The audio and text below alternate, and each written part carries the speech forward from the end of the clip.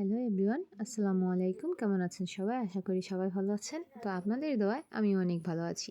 তো চলে এলাম প্রতিদিনের মতো আরেকটি রেসিপি নিয়ে। তো সন্ধ্যা থেকেই একটু মিষ্টি মিষ্টি খেতে মন চাচ্ছিল, তার জন্য আজকে বানালাম মালাই পুডিং। তো চলুন দেখে আসি কীভাবে বানালাম এই মালাই পুডিং। তো প্রথমেই 3 কাপ পরিমাণ দুধ নিয়েছি। দুধটা কিন্তু আমরা লিকুইড দুধ ব্যবহার করেছি। আর হালকা আছে দুধটাকে আমরা গরম করে নিব। আমরা একটু নেড়েচেড়ে গরম করে নিচ্ছি। অনেক পদের পুডিংই তো আমরা খেয়েছি, মালাই পুডিং কি কখনো খেয়েছি? তো আজকে একটু মালাই পুডিং ট্রাই করে দেখা যাক। তো শুধু গরম করা দুধটা আমরা সামান্য পরিমাণের নিয়ে একটি বাটিতে ঢেলে দিব। এরপর এর দুধে আমরা কর্নফ্লাওয়ার দিয়ে দিচ্ছি 2 টেবিল চামচ। তো এই 2 টেবিল চামচ কর্নফ্লাওয়ার দেওয়ার পর ভালোভাবে এটিকে দুধের সাথে আমরা মিশিয়ে নিব।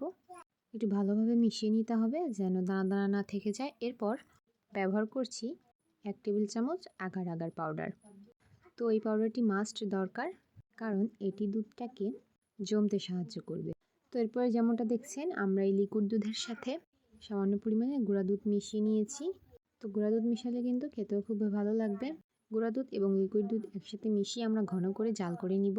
তারপর কর্নফ্লাওয়ার দেওয়া এবং আগার আগার পাউডার দেওয়া মিশ্রণটিকে আমরা ঘন করে রাখা দুধের সাথে মিশিয়ে দিব। তো তারপরে ব্যবহার করেছিলাম ভ্যানিলা এসেন্স। ভ্যানিলা এসেন্স কিন্তু পুডিংয়ের ফ্লেভার বাড়াতে সাহায্য করবে, তাই ভ্যানিলা এসেন্সটা খুবই জরুরি।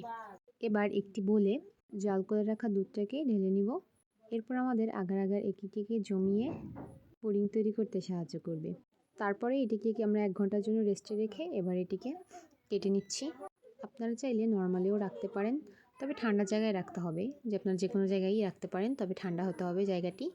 এবার একটি পাত্রে আমরা পুডিংটিকে ঢেলে নিব। তো এই তো তৈরি আমাদের মজাদার মালাই পুডিং। এবার একটি ছুরির সাহায্যে আমরা কেটে নিচ্ছি। পুডিংটি দেখতে কিন্তু সত্যিই খুবই লোভনীয় হয়েছে।